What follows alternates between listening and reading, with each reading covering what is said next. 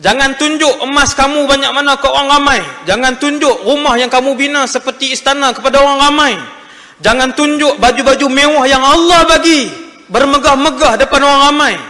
Jangan tunjuk jenis makanan hebat yang kamu makan yang Allah bagi kepada orang ramai untuk bermegah-megah.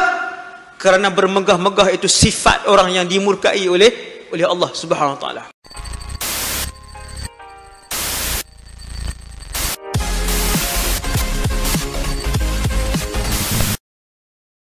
Yang ketiga, mengumpulkan harta sebanyak mungkin. Hak ni yang berlaku.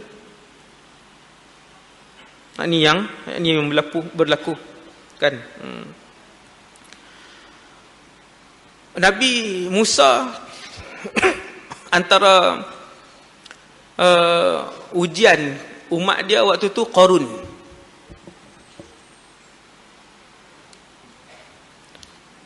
Dalam dunia ni yang boleh lawan kekayaan Qarun dua. Siapa jawab betul boleh balik awal. Lewat ni. Yang boleh lawan kekayaan Qarun dua. Yang pertama Nabi Sulaiman. Nabi Sulaiman tak boleh lawan lah. Nabi Sulaiman, tak ceritalah Nabi Sulaiman. Yang kedua Zulkarnain. Zulkarnain ni pun dia punya kawasan pemerintahan dia barat ke timur. Tapi tak boleh lawan Nabi Sulaiman lah, sebab Nabi Sulaiman bukan barat ke timur. Barat ke timur jin dan manusia haiwan. Benar kan?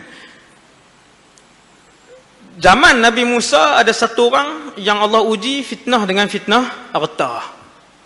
Fitnah harta. Iaitulah Qarun.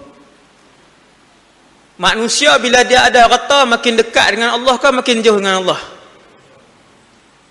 Majoriti makin jauh dengan Allah. Ini kaedah. Apa bukti dia?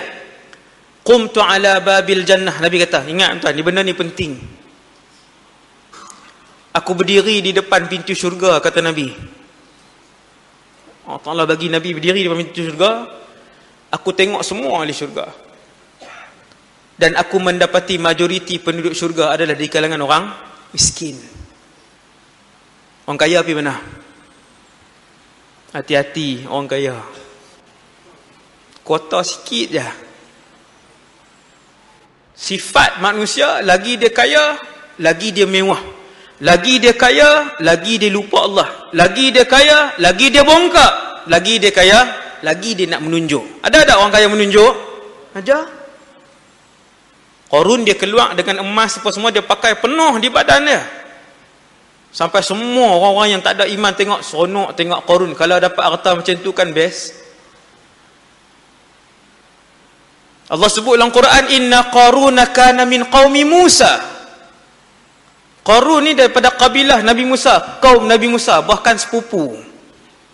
Dia sepupu ni kan. Qarun ni sepupu. Ada pendapat kata pak menekan, tapi jumhur ulama tafsir kata sepupu. Musa bin Imran ibn Qa'isah.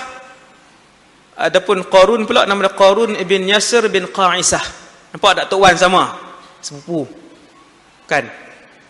Allah Ta'ala kata dia di kalangan kaum Musa yang telah melampau di atas muka bumi Allah dengan nikmat yang Allah bagi.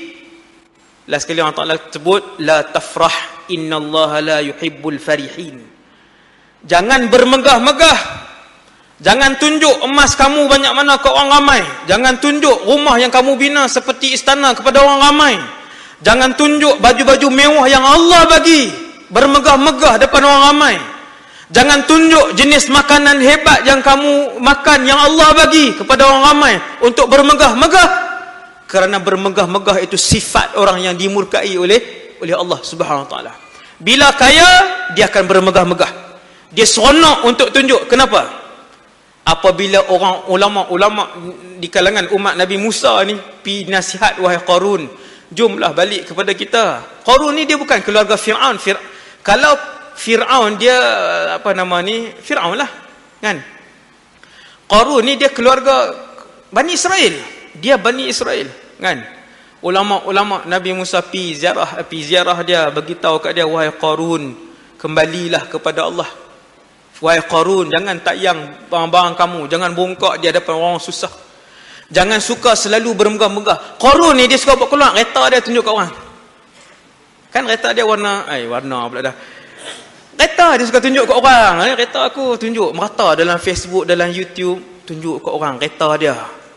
Oh, satgi dia buat keluar pula barang kemas dia ada. Tunjuk kat orang.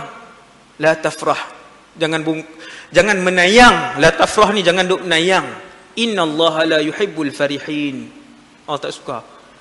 Bila orang pergi nasihat dia, Qarun ni tengok perangai orang yang Allah bagi, bila Allah bagi kelebihan harta ni apa dia? Bila orang pergi nasihat dia akan kata apa? Sama. Perkataan yang sama, dia kata apa? Innama utituhu ala ilmin indi. Sesungguhnya semua kekayaannya aku dapat sebab aku ada ilmu, aku yang usaha, aku yang fikir. Sebiji orang kaya hari ni sama juga. Hak jenis menayang ni, hak tu yang disebut. Dia kata biarlah saya yang kerja. Dia kata biarlah. Aku yang kreatif dan berteruk-teruk kerja. Aku nak tunjuk ke tak tunjuk ke, biar pergi lah. Sama ada ayat? Sama. Sebab apa? Sebab tempat duduk nanti sama. Maka kena insaf awal.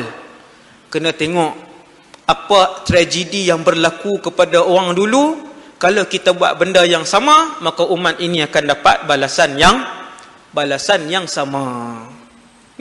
Sebab itu didatangkan Quran. Sebab itu Al-Quran bawa kisah-kisah yang terdahulu. Nak cerita hak ni. Hampa buat benda yang sama, kamu akan menerima akibat yang sama. Dan sifat mereka sama. Hasbunallah wa ni'mal wakil. Mengumpulkan harta sebanyak mungkin, menipu dalam merebut harta benda dunia. Kalau umat Nabi Hud, tuan-tuan tak pernah dengar umat Nabi Hud kan, saya sebut sikit. Tadi saya janji nak berhenti 9 suku dah. 9-10 kan. Tuan-tuan sekalian, umat Nabi Hud Allah sebut dalam Quran, tuan-tuan balik tengok dalam Quran. A'udzubillahi minasyaitonirrajim. Alam tara kaifa fa'ala rabbuka bi'ad. Tidakkah kalian mengkaji dan memperhatikan serta mengambil pengajaran daripada apa ya Allah? Bi'ad, dengan kisah kepada kaum Ad. Irama dzatil imad. Mereka ini terdiri daripada kaum yang mempunyai jurutera yang luar biasa.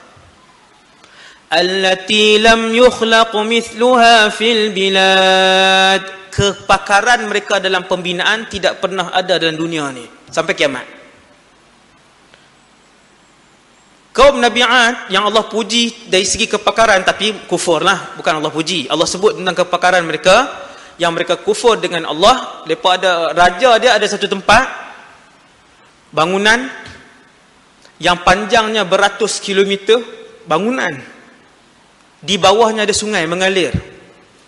Raja ni dia suka baca buku-buku lama, buku-buku yang menceritakan tentang zaman dulu, tentang syurga dan sebagainya, tapi dia tak beriman dengan syariat tu. Cuma dia suka tengok sifat syurga yang Allah sebut, dan dia mencabar Allah SWT, dan dia membina sebuah kota yang seperti syurga, tingkat di bawahnya tingkat, di bawahnya tingkat, di bawahnya tingkat, di bawahnya tingkat, selama 500 tahun. Bangunan tu dia bina. Punya dahsyat lah. Memang takkan ada dah sampai kiamat yang bina bangunan secanggih itu. Sungai mengalir di bawah sungai, sungai. Kan? Arkitek waktu tu, jurutera dan arkitek pada zaman tu. Jadi yang tu ujian pada zaman itu, dan kata Rasulullah, umat aku ini diuji dengan kesemua ujian-ujian tersebut. Walhamdulillahirabbil alamin.